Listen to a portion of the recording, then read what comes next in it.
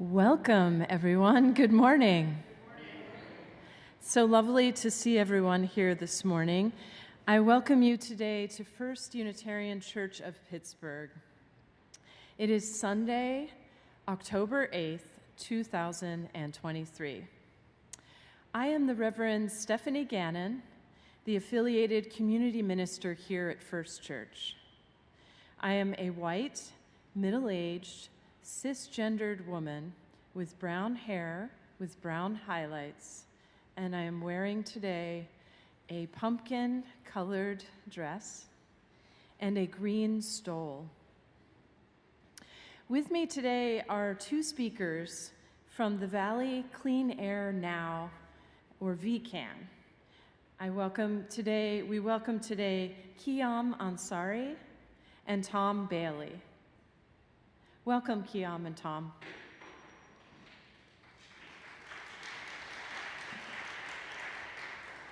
Our minister, Reverend Kate Walker, is off today. We are so glad you have chosen to be with us this morning. We are one people of many beliefs, many origins, sexualities, and genders. We are all growing, all learning, and all loved. Just as you are welcome. We are working for justice wherever the heavy weight of oppression has dug into the fabric of life. I have with me today volunteers and staff all working to bring this worship to you. On behalf of this team, thank you for being with us. If this is your first time with us, we would love to be in touch with you. If you have not already done so, please go to our welcome desk, which is out in the atrium, or if you're joining online and on YouTube, visit our website. Just Google First Unitarian of Pittsburgh and sign up for our weekly newsletter found at the bottom of the page. You are also invited to join us for social time on Zoom following this live worship. To get a Zoom link, please send an email to firstunitarianpittsburgh@gmail.com. I invite you now to take a deep breath. Arrive in body and in spirit, and picture yourself connected to all others who are watching today and in the future.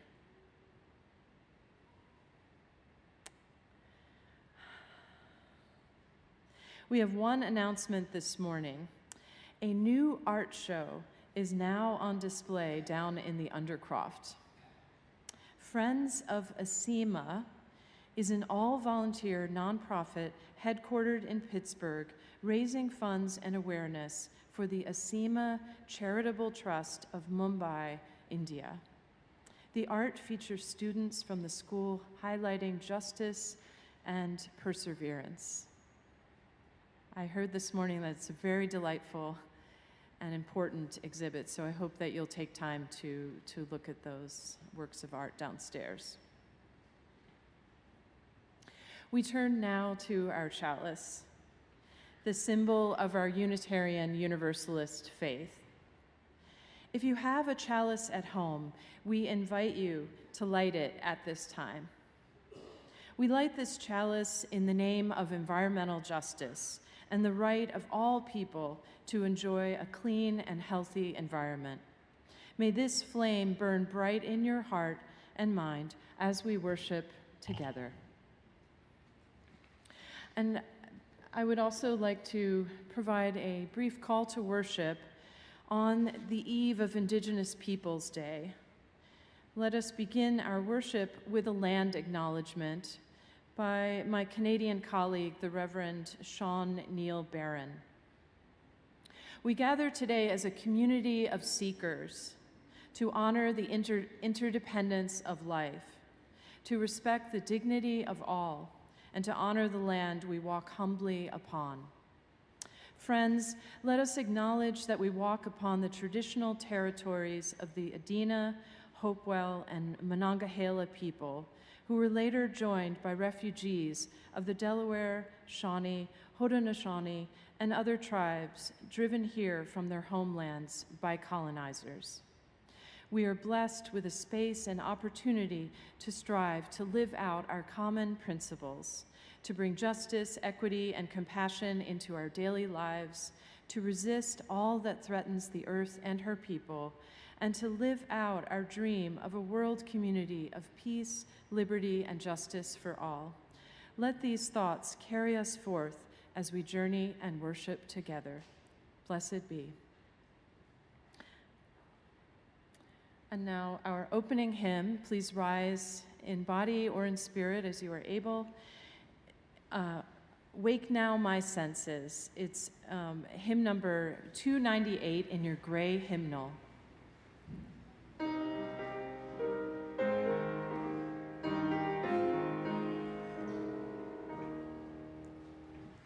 Wake now my senses and hear the earth call. Feel the deep power of being in all. Keep with the web of creation your vow. Giving, receiving, as love shows us how. Wake now my reason, reach out to the new. Join with each pilgrim who quests for the true. Honor the beauty and wisdom of time. Suffer thy limit and praise the sublime. Wake now compassion, give heed to the cry. Voices of suffering fill the wide sky. Take as your neighbor both stranger and friend, praying and striving their hardship to end. Wake now my conscience, with justice thy guide. Join with all people whose rights are denied. Take not for granted a privileged place. God's love embraces the whole human race. Wake now my vision of ministry clear. Brighten my pathway with radiance here. Mingle my calling with all who will share. Work towards a planet transformed by our care.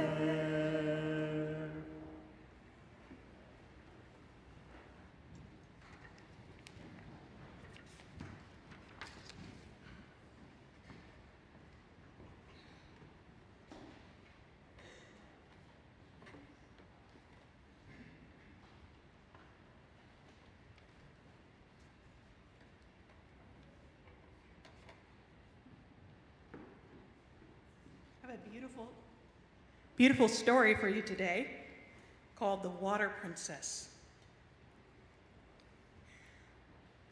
I am Princess Gigi. My kingdom, the African sky, so wide and close, I can almost touch the sharp edges of the stars. I can tame the wild dogs with my song. I can make the tall grass sway when I dance. I can make the wind play hide and seek, but I cannot make the water come closer. I cannot make the water run clearer, no matter what I command. It's early morning, still dark. My mother wakes me. Gigi, my princess, it is time to get up. We must collect the water. Water, come. Do not make me wake up before even the sun is out of bed, I demand. Come, please, I say. But the water will not listen, and I know we have to get up and walk so far to the well. I am too sleepy to put on my crown. I think of the pot that will rest on my braids instead. The thirst comes quick, dry lips, dry throat. I squeeze my eyes shut, and I see it clear. I dip my toes in it, cool. I scoop it up and bring it to my lips. Slowly, I open my eyes. Nothing. I kick the dust. I grab my empty pot and place it upon my head. My mother does the same, and our journey begins, full of song. My maman adds her melody. Our steps are light. We twirl and laugh together. The miles give us room to dance. Halfway there, we stop. We stop for a moment at the giant karite tree, long enough to grab a handful of sweet shea nuts for energy. We can keep the dance going just a little longer. Maman, are we there yet?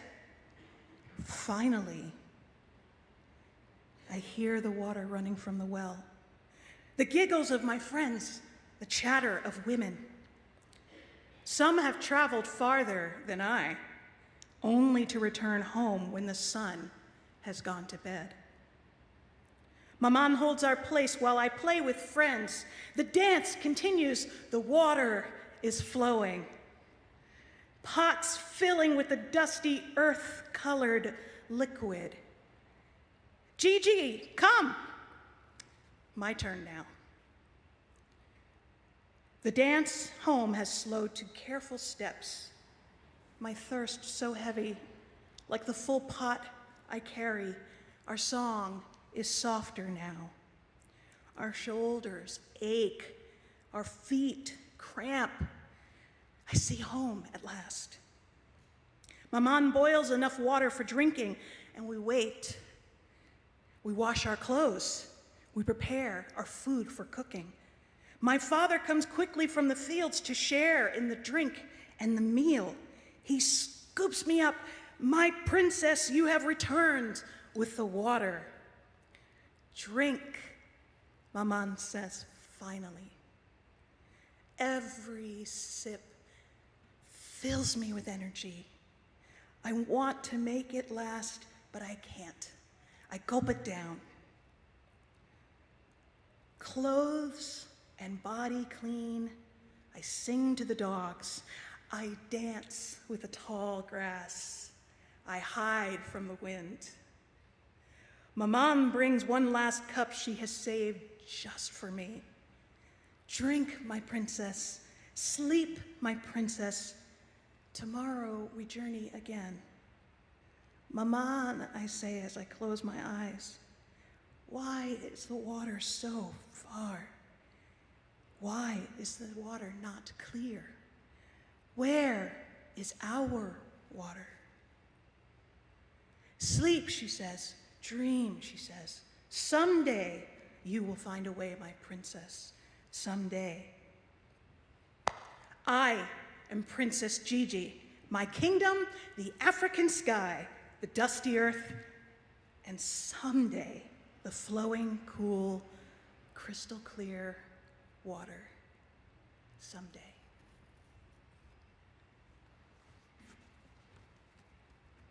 I invite you to rise in body or spirit and sing our children as we go out. Number 1057.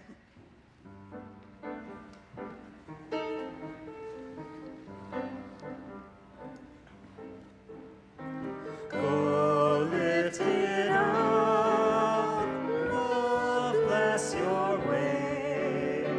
Moonlight, starlight, guide your journey.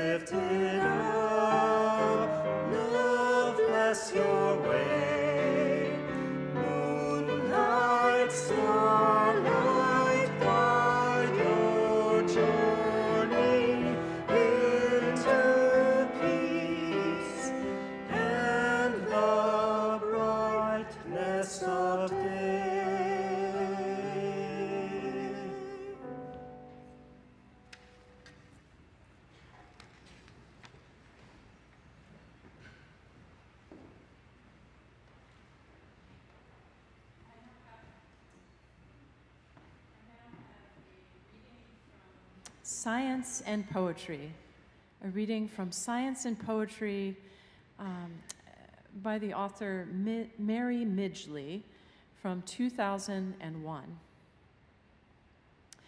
Prudence is supposed to deal in possibilities as well as in certainties. And the increasing probability of environmental disaster has been well attested for at least 30 years. During all that while, every time that the travelers in steerage pointed out that ship was sinking, the first-class passengers have continued to reply placidly, "Not at our end." Only very gradually and shakily is this prospect beginning to be admitted as an influence on policy, a topic that should be allowed now and then to compete for the attention of decision makers alongside football and teenage sex and the Dow Jones Index and European Monetary Union. Only gradually is it beginning to emerge that ecology is actually a more important science than economics, that the profitable exchange of goods within the ship is a less urgent matter than how to keep the whole ship above water. When the story of our age comes to be written, this perspective may surely seem surprising. And I now invite Kyle Gracie to come forward to give our stewardship testimonial.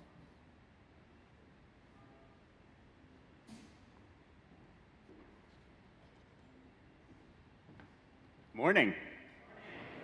So nice to see you all.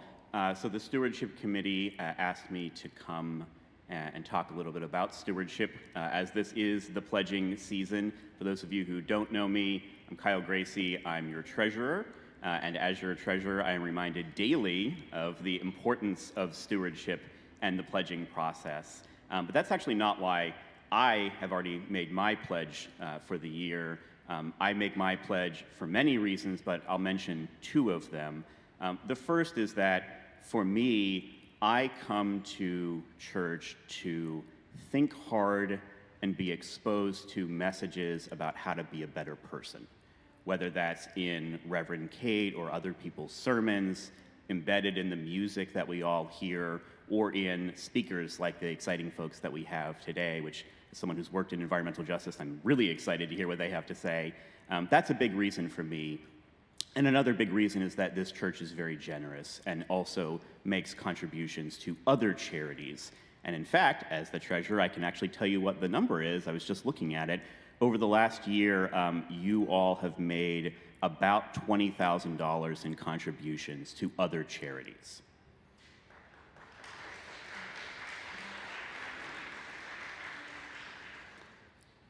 And at the same time, all of those things have a connection too, which is that they all cost money for us too. Our Stewardship Committee co-chair, Maria Laurel, reminded me of what we hear every time we get on an airplane, which is put on your own oxygen mask before you help others.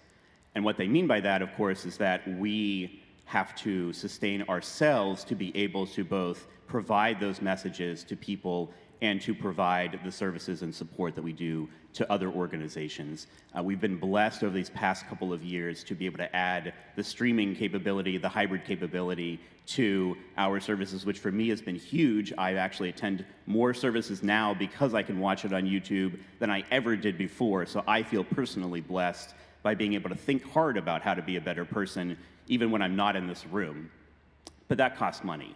And we can't share the plate if we don't have any plates. We can't share the plate if we don't have this wonderful offertory music. We can't share the plate if our wonderful business manager can't write all of those checks to all of the charities that we support. We can't send our minister to Kazi Hills, an organization that we've especially provided support for, if we can't afford a minister. So as we think about the pledging process, I'm reminded of all of the work that is needed, even to gather in this place and hear from inspiring speakers and organizations that are doing great work in the world. This is an old building. It takes a lot of tender, loving care to keep it working. So you should have already received your pledging letter for the year. If you didn't, you'll receive it soon. If you are happy with the number in there, you don't have to do anything. You're good. If you want to make a change, if you want to increase it or you need to make a change, just let the Stewardship Committee know by the end of October. So Halloween is your deadline. And I hope that you will think carefully about the role that this place has in your lives. I certainly have thought deeply about the role that it has in my own considerations about being a better person, how to be a better person, and how to provide support for the many other deserving organizations that are out there. So if you have any questions, let us know after the service, but thank you very much for your time, and thank you for your upcoming offering.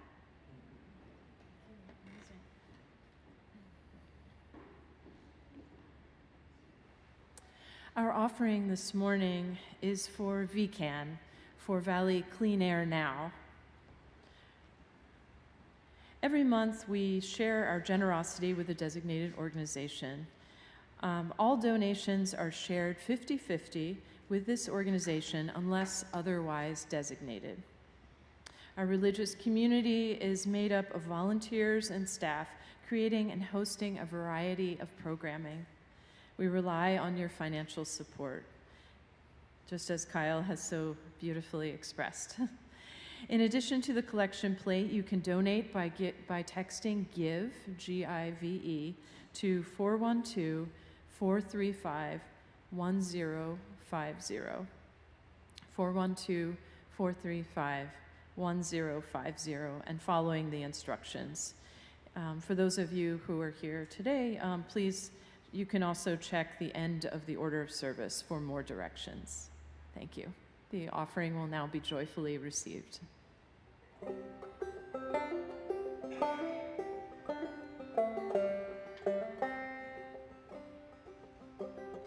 come from the mountain, Kentucky's my home, where the wild deer and the black bear so lately did roam.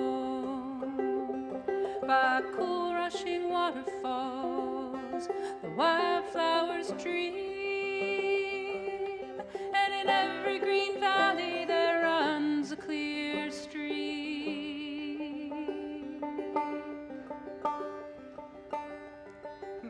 Now there's scenes of destruction on every hand, and only black waters flow down through the land. Sad scenes of destruction on every hand. Black waters flow down through the land.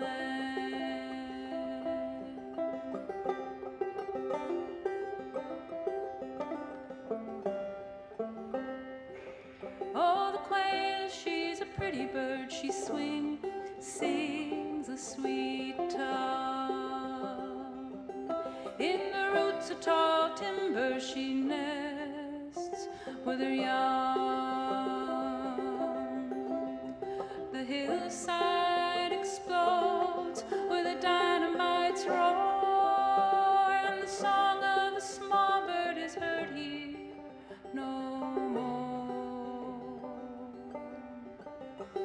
The mountain comes tumbling, awful and grand, and poison black waters flow down through the land. Sad scenes of destruction on every hand. Black waters flow down through the land.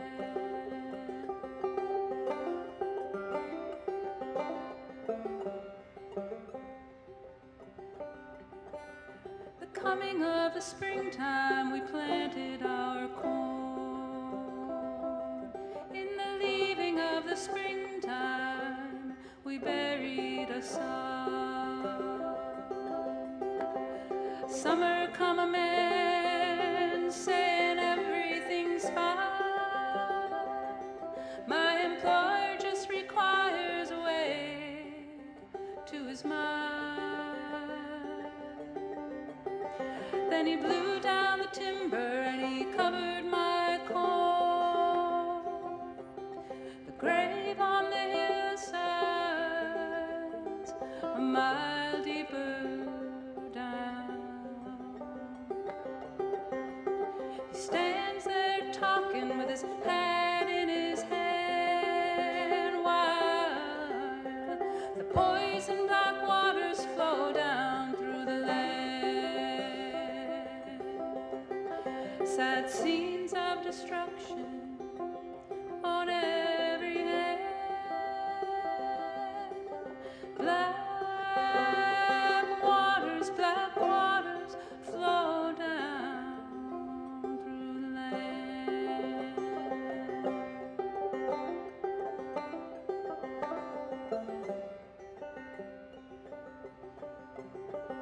I don't have much money, not much of a home. I own my land, but my land ain't my own.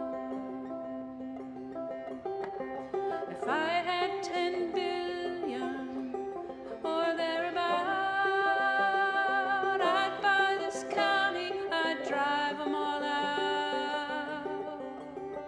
Then I'd sit on the bank with my bait and my can. I'd watch the clear waters flow down through the land. Won't it be like the promised land? Watching clear waters flow down through the land. Won't it be like the promised land? Black waters, no more in the land. Black waters, no more in the land.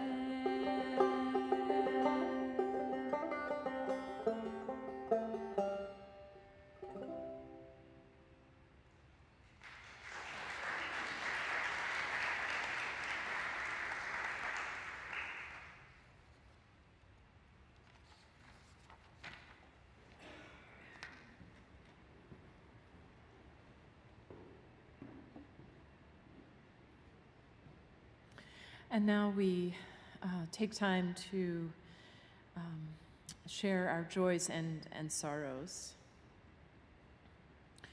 We hold each other in our hearts and minds with all our joys and all of our sorrows. We remember those who are experiencing losses of various kinds and those facing health challenges. We are aware that many are faced with heightened difficulties presented by these times that continue to be challenging for all. May those who suffer or mourn find peace. May those who hunger or thirst be quenched with nourishment and sated with the elixir of life. May those who have experienced violence find care and comfort in the healing that comes in time. May all of us find the loving kindness that is ours to share. May we open our hearts and minds to encircle with love and care all in our community and beyond. So may it be. Amen. Namaste, and blessed be. And now you are invited to close your eyes if that is available, and we'll just spend a moment in silence for prayer and personal meditation.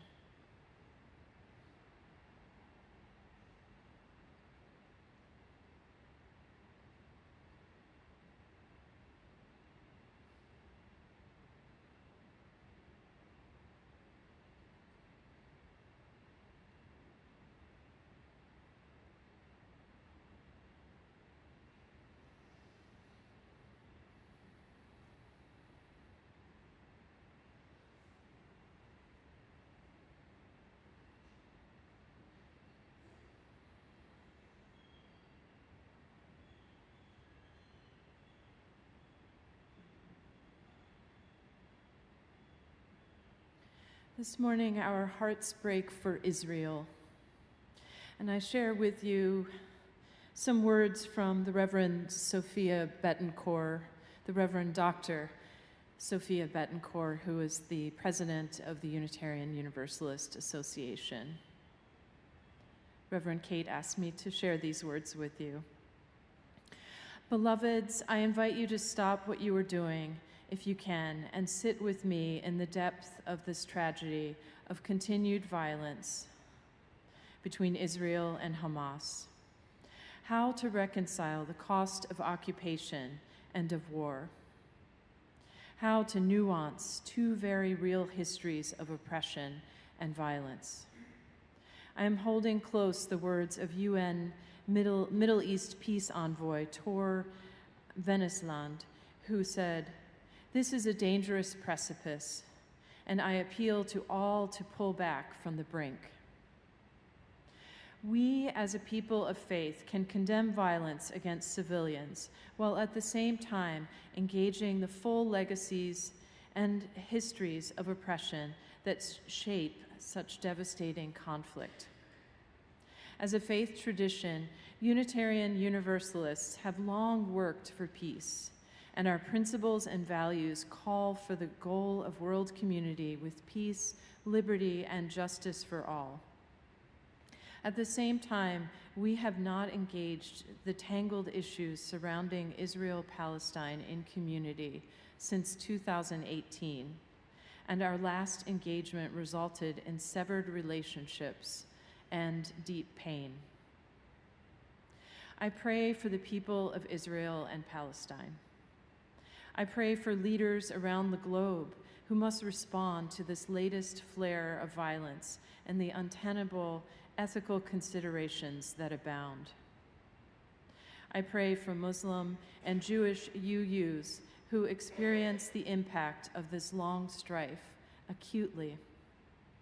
I pray that those of us less likely to know the trauma of unending brutality and harm will not turn away from generational loss, from the devastating realities and their root causes, or from the relentless tragedy of war and occupation. Be gentle with yourselves when you need to be, but do not turn away unless you must. We are one global family living tenuously on the same human-impacted earth. Let us center ourselves in justice as we call for peace. Peace, shalom, shalom. May it be so.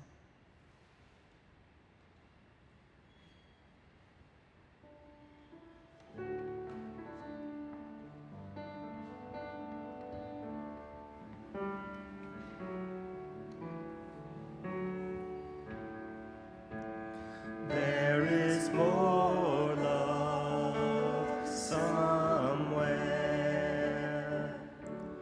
There is more love somewhere.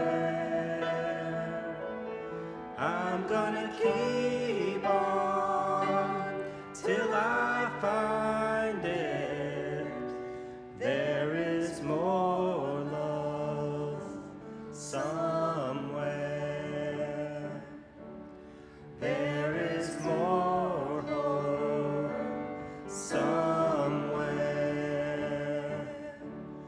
There is more hope somewhere.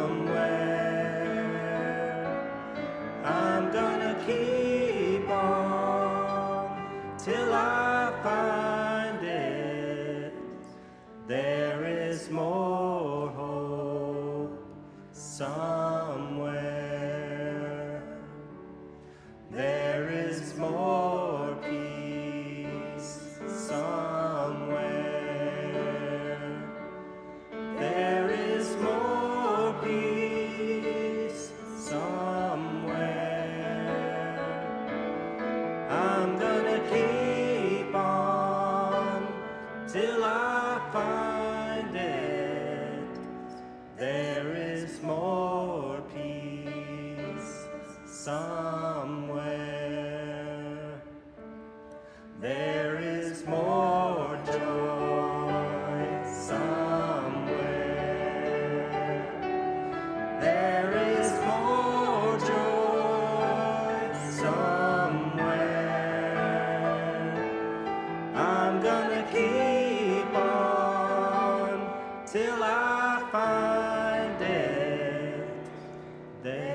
is more joy somewhere.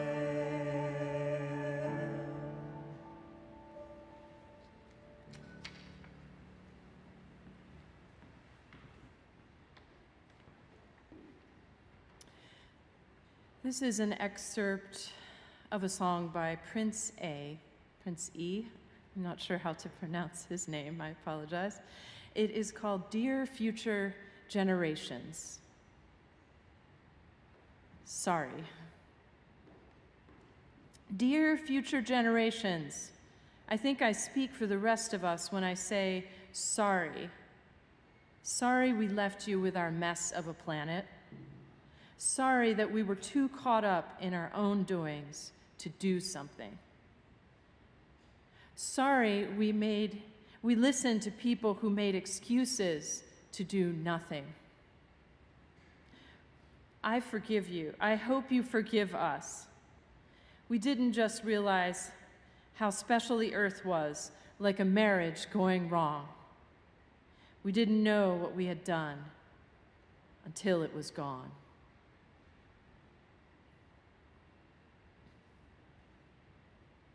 I invite you to listen to the song. It's on YouTube.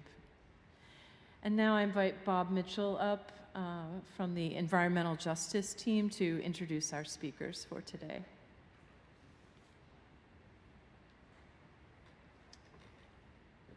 Thank you. Good morning, everybody.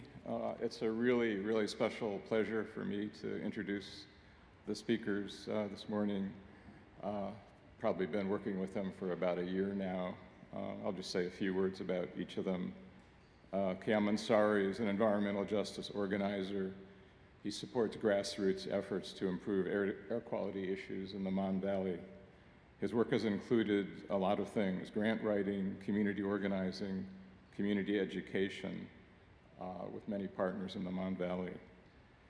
Kiam oversees the articulation and implementation of the Pennsylvania Environmental Rights Amendment to the Pennsylvania Constitution, and says the people have a right to clean air. Tom Bailey is the VCAN secretary. He's a retired public school teacher and practicing lawyer who supports grassroots efforts to improve air quality issues. His work includes speaking on behalf of the organization, taking minutes and doing outreach to the organization. Tom lives in Penn Hills and is passionate about holding polluters responsible for the harms that they cause. And having read, kind of given you the brief bios of both Kiam and Tom, I can say that I've seen them in action over the past year or so, and they are really, passionate and effective leaders. And it's just a pleasure to welcome them here today.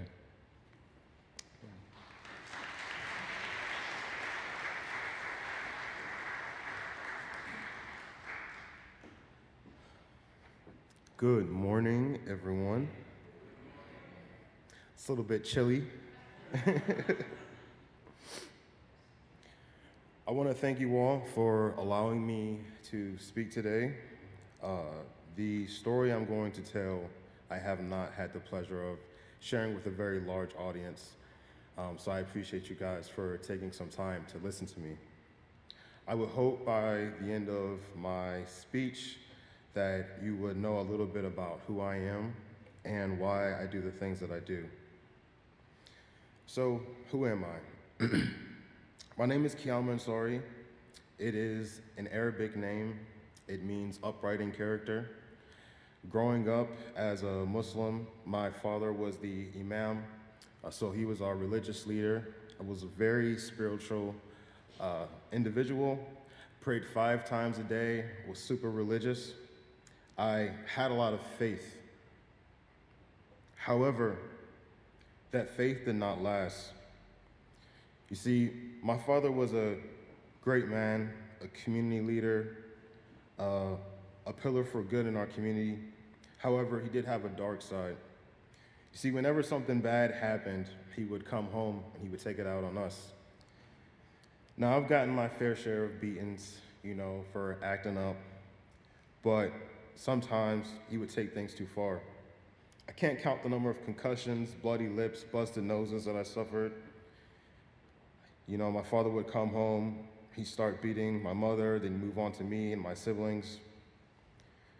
And having to live in a home and pray to a God who was supposed to protect the innocents, I couldn't hold those two thoughts in my head at the same time.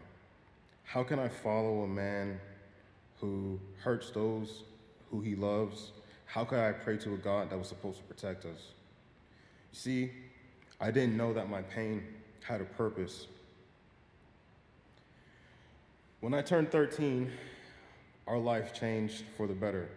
It's my 13th birthday, and I was looking forward to this birthday because my dad said this was my journey to become a man.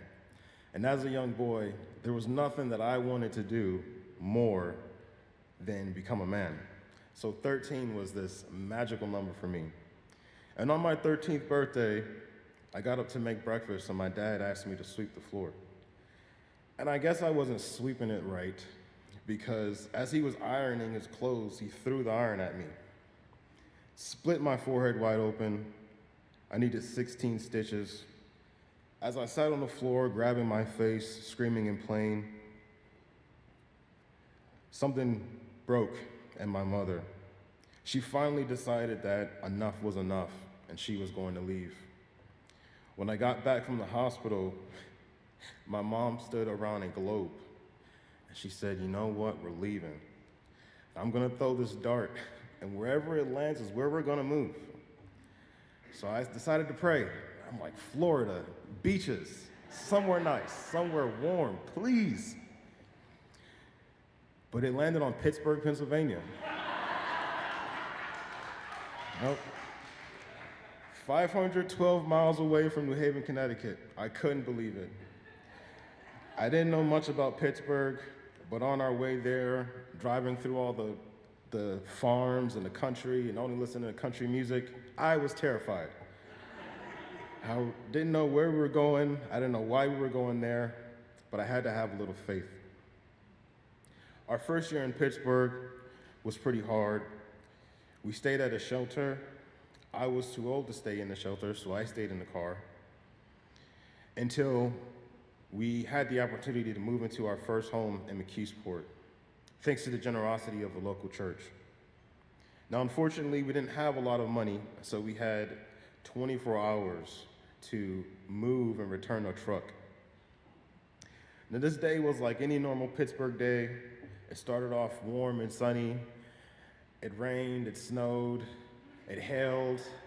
We got all four seasons in the same day. And because we had to leave and pack up, I had packed away my inhaler.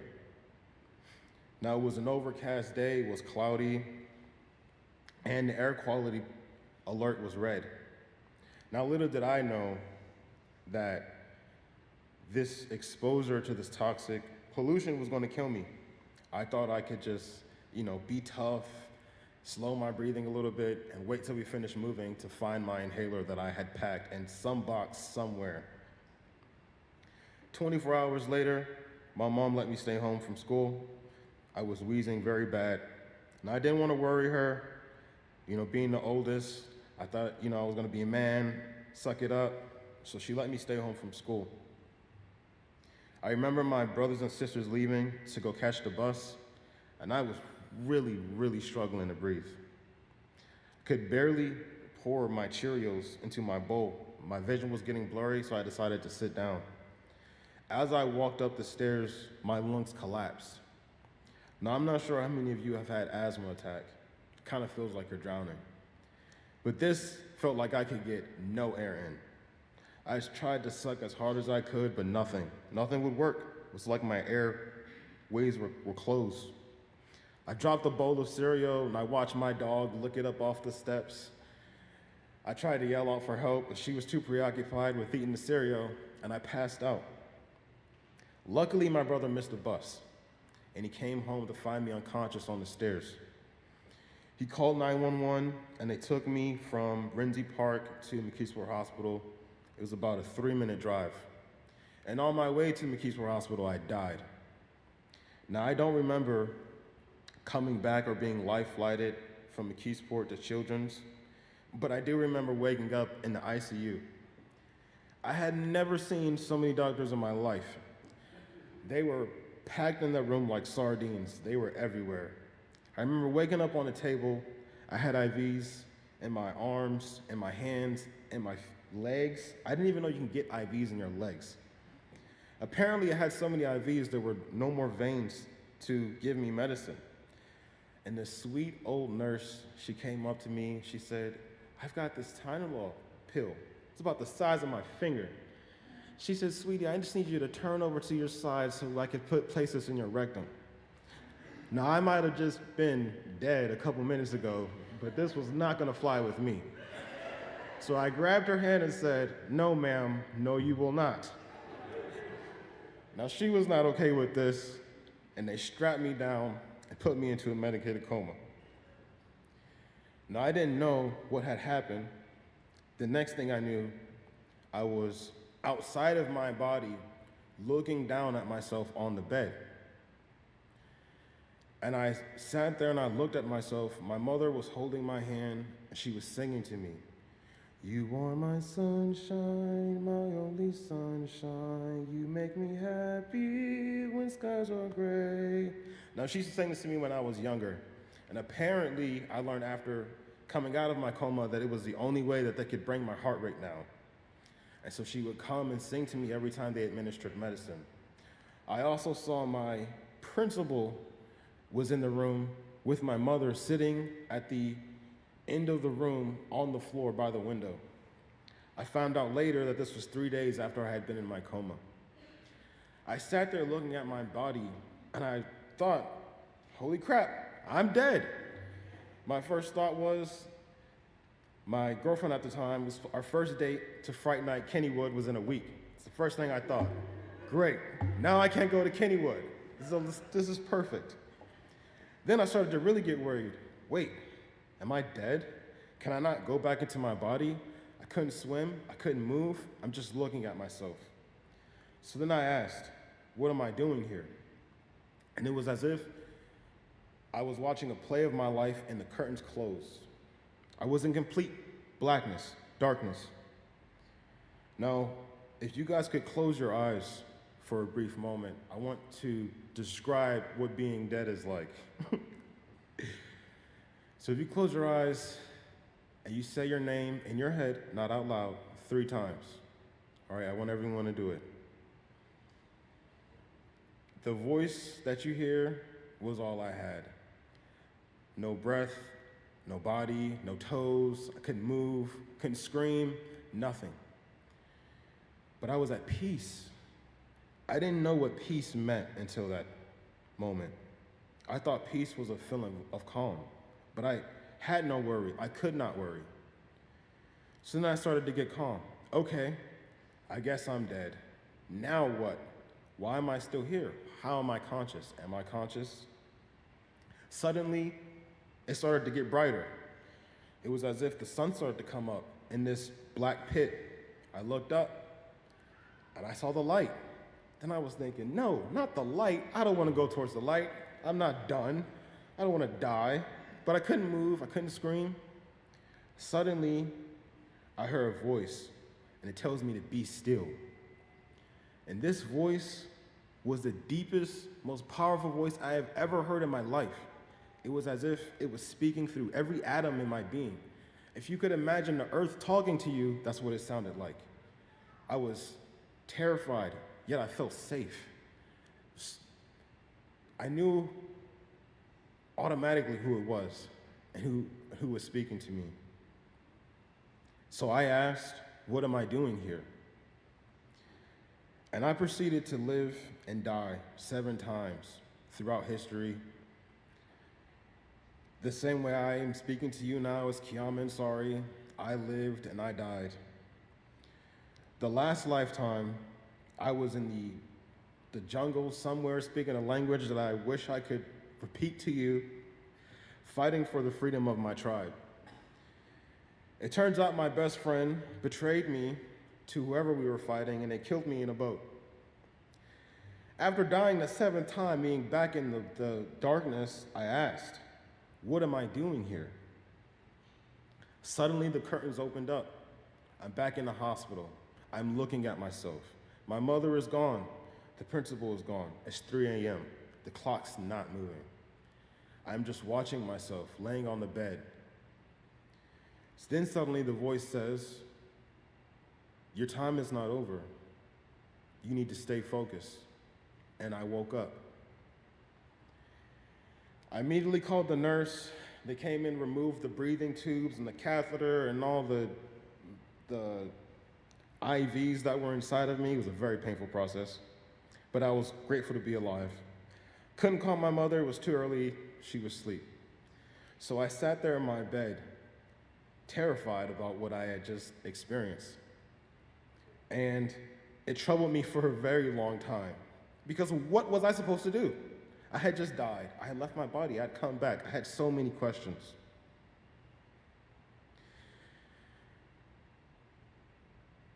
So that day changed my life. When I awoke, I went to the doctor, and my doctor told me, if you want to live, you need to leave Pittsburgh. The air here is too toxic. I suggest if you go outside with a mask. If the air quality is orange or red, don't go outside at all. There goes my sports career.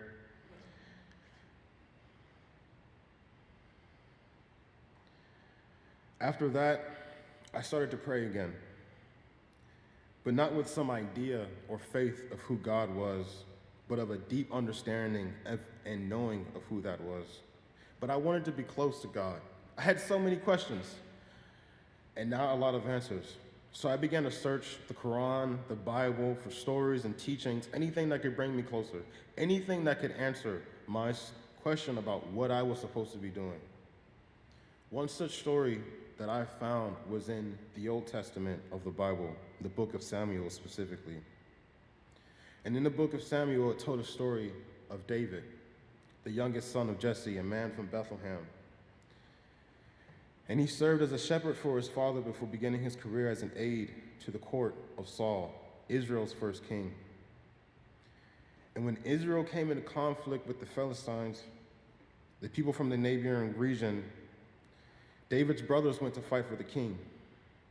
Young David traveled back and forth to the camp, bringing food and supplies to his brothers.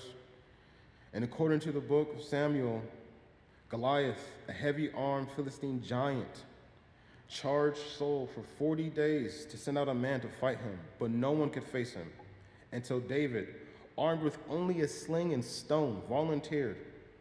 David hit the giant in the forehead and killed him. Now, this story resonated with me a lot because David had to have the courage to fight an enemy who he knew he cannot defeat, but he had to have faith. And a psalm that comes from this story that I recite every day that gives me a lot of strength is this. Don't worry, this all ties together, I promise.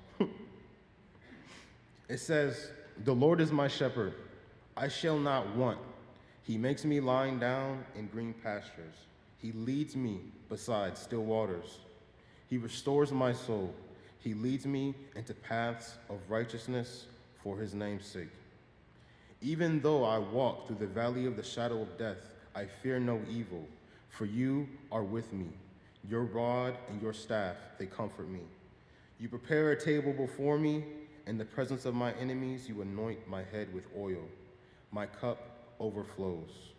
Surely goodness and mercy shall follow me all the days of my life, and I shall dwell in the house of the Lord forever. You see, the reason why this resonated with me is because the Mon Valley, to me, is the valley of death.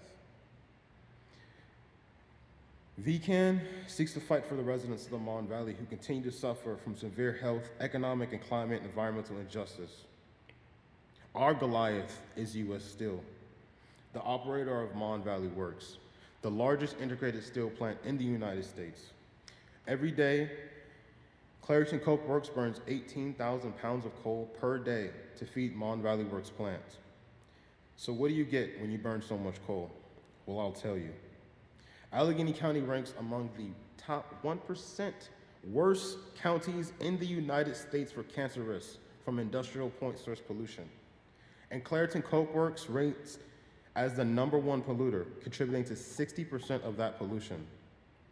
Because of this, the average risk for childhood asthma is 18%, essentially 1 in 5. If you live in Allegheny County, you have a 26% chance of cancer. However, if you live in the Mon Valley, that jumps up to 60%. If you live in the Mon Valley, you have a 40% risk of air pollutant related heart disease death. Every year, Allegheny County loses 2,700 plus people to air pollution related deaths.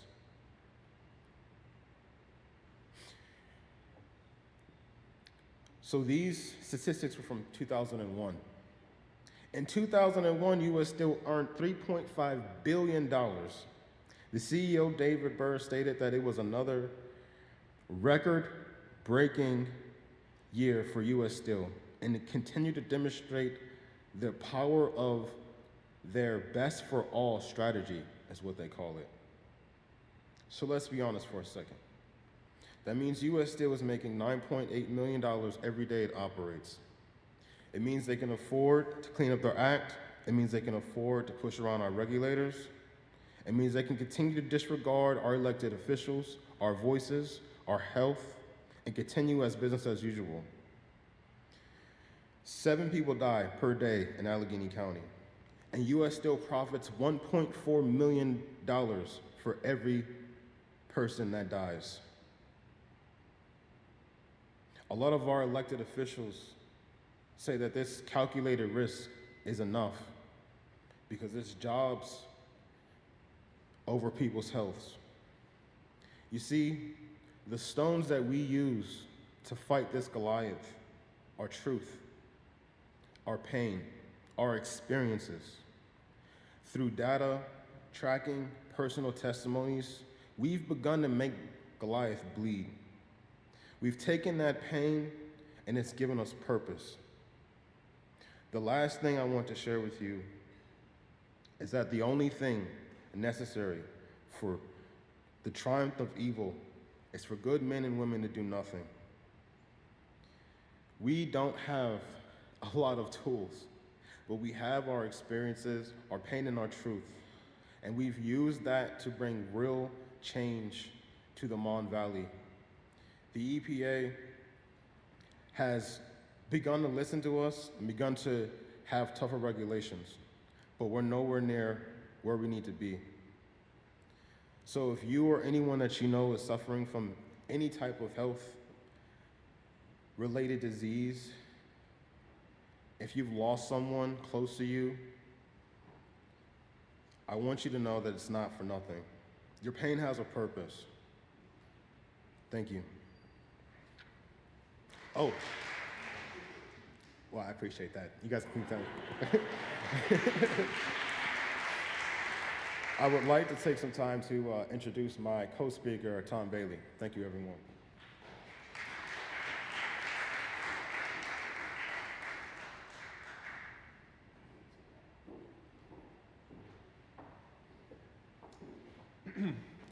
Would anybody else like to follow that act? Hello, my name is Tom Bailey. Thank you for inviting Kiam and I to speak with you. He obviously, from our title, the courageous and the angry, he is the courageous one. I am the one that have some issues I'd like to share with you. 3 things. First, I'd like to share my past as a Unitarian Universalist. Second, I'd like to refer to the Pennsylvania Constitution, Article 1, Section 27, which is conveniently located in one of your documents about the environmental justice group here at the church. And the third is what I consider Joe Biden's greenwashing. So my wife and I were married in First Church in Philadelphia. We moved to Westmoreland County, and we attended the Smithton Church. How many of you know of the UU Church in Smithton? Okay, it's about the size of your room downstairs, but great place. We had 3 kids, and we went to the East Suburban Church, and all 3 went through coming of age. So I've been seated in the pews like you many times.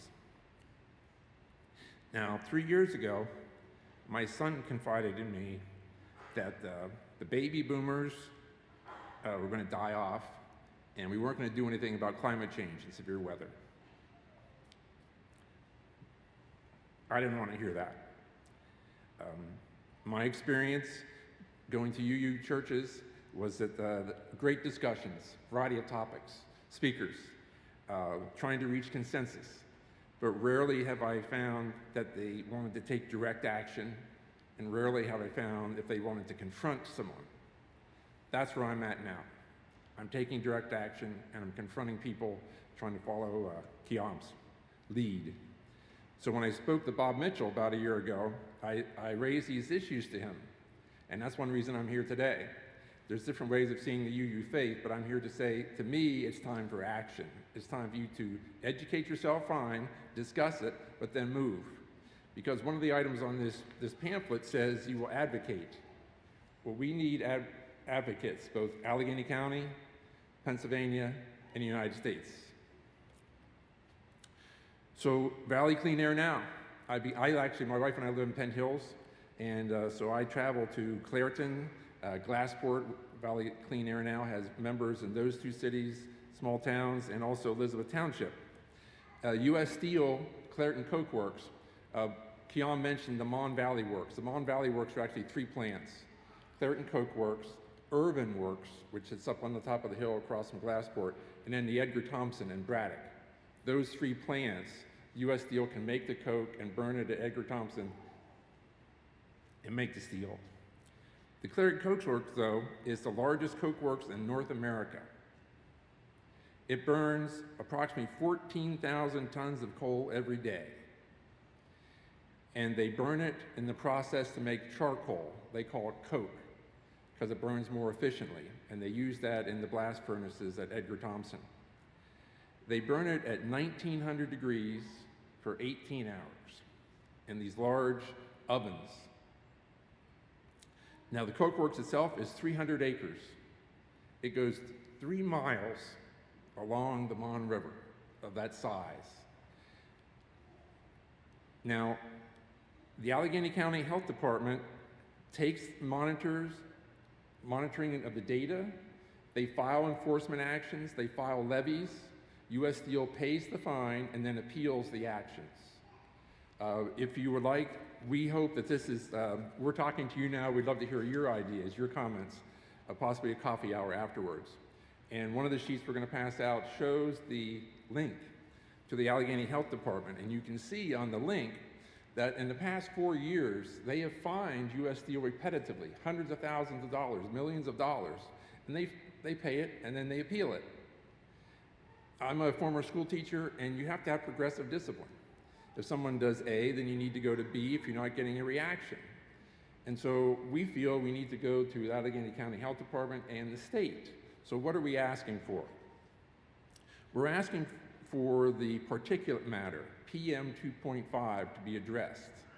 We're asking for hydrogen sulfide to be addressed and to be stopped. And we're also asking for the benzene. I'm sorry, I can't help it. Does any of you remember seeing Lisa Marcucci and Anna Hoffman a couple of weeks here speaking about the releases of benzene? We think those need to be addressed, not just fine.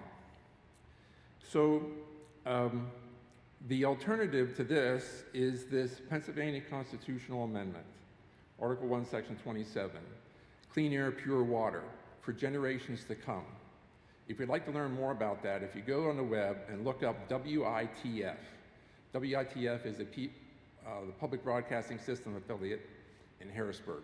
Go to their website and on the search bar, type in generations yet to come, and a video will come up. Watch the video. In the video, you meet a man named Frank Curry. Frank Curry was from the center part of the state, Shamokin, and he tells a story about going to Shamokin Creek with his friends when he was growing up. And he said, the joke amongst us, and I don't mean to laugh about it, he said, if you fell into the creek, you weren't going to drown because your body would dissolve before it hit the bottom the river. It was so black. And so when he got elected to State House, he said, I'm not going to stand for that, because in his idea, in Pennsylvania history, Frank Curry says that the timber industry, and then the coal industry, and then the railroad industry controlled the state government in Harrisburg. And because of that, they were able to exploit the air, the water, the soil. So he said, no, we're not going to go that way again. Frank Curry said that with this amendment, which was passed in 1971, the natural resources are the common property of all the people. And, second part, that the Commonwealth shall conserve and maintain them as trustee. So that term trustee, many of you may realize, has a specific legal meaning. And that means I'm watching out for you, not for my benefit, for your benefit. And ladies and gentlemen, people of VCAN, we talk about this all the time, and people put it in these documents, but the government is not enforcing it. The government is not using this provision. If you've heard of the Robinson Township lawsuit that went through a number of years ago, there it was used. But Kiam and I wrote a letter and sent it to Austin Davis on August 17th of this year, after having corresponded with them since March. And we said, we'd like to meet with you because the benzene is affecting our members, people we see every week. And one of those things is we ask you to consider closing down the plant until it complies with the air regulations, and then let them start back up again. They haven't responded to us. They haven't emailed us, they haven't telephoned us, because they want us to go away. That's why I'm here today. This talk about what's in the Pennsylvania Constitution, right now they're not putting into practice. How many of you have heard of the Montana state lawsuit, where the young people filed a lawsuit against the state government?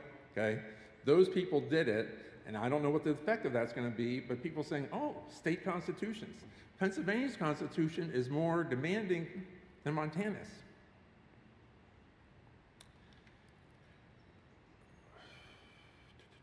Okay, I'm a Green Party member. I've been a Green Party member since 1992. I take greenwashing seriously. And I'm here to tell you my third and last topic is Joe Biden on Earth Day wrote and signed an executive agreement which said, the title is Executive Order on Revitalizing Our Nation's Commitment to Environmental Justice for All. That's April 21st. That's while the benzene was going on. If you weren't here, we feel the benzene emissions from Clairton Coke Works has started in November of 2021 and continued to May of 23, unabated. And they're going to pass an Environmental Justice Act and say, or an executive order. And one of the provisions was that the cabinet once a year would meet and talk about environmental justice issues. We need more than meetings. We need them to take it and put it into effect. So my question to you is, would Clairton qualify as an environmental justice community? 2020 census, 54% white, 46% black, median income $36,000. Below the poverty line, 21%. They don't need to study this anymore. We feel the United States Environmental Protection Agency needs to take the provisions they have, and they have a permit. U.S. Steel every year applies, every 5 years applies for a permit, so they have to have permission from the government. If the government feels they're not complying with a permit, they shut them down. Comply, start them back up. EPA doesn't want to do it. But EPA has suggested, just in the last 4 or 5 months, a set of regulations saying that they were going to put more restrictive regulations on the coke ovens, and it was going to be keyed on the benzene releases. And the public comment period passed, and I've heard from Bob, many of you folks have commented on that. That's what VCAN needs. People saying, you know what? We're going to take action. So, what are we asking of you? We're asking you of Unitarians to continue to discuss these issues, but we're also asking you to take action however you see appropriate. Second, we're asking you to contact the office of Austin Davis, Lieutenant Governor. We're asking you to request that he meets with us. He can. If you want to be there, fine. But don't try to blow us off and say, oh yeah, the Democratic Party wants the votes from the unions, right? Joe Biden goes to that union rally, what was it, 10 days ago? But now you're going to say, well, we want to lose those votes from the Steelworkers Union, or we want to listen to these people who live in the Mon Valley. Last thing, push the Biden campaign as he runs for president this fall and into the next year to want and demand more than just to get the union vote, to actually look at environmental justice communities and try to support them. Hope to see you at coffee hour. Thank you.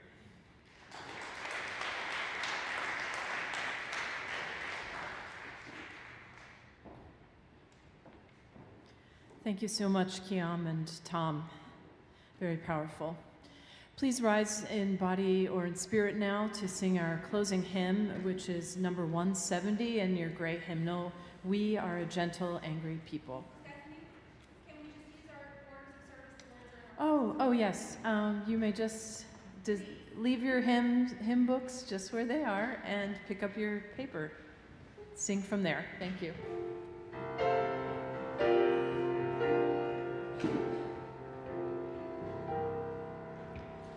We are a gentle, angry people, and we are singing, singing for our lives. We are a gentle, angry people, and we are singing, singing for our lives.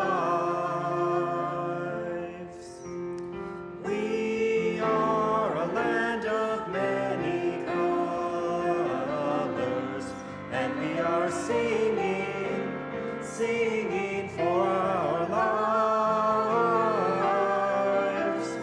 We are a land of many colors, and we are singing, singing for our lives. We are queer and cis together, and we are singing, singing for our lives. We are queer and cis together, and we are singing, singing for our lives. We are a justice-seeking people, and we are singing, singing for our lives. We are a justice-seeking people, and we are singing, singing for our lives. We are all in this together, and we are singing, singing for our lives. We are all in this together, and we are singing, singing for our lives.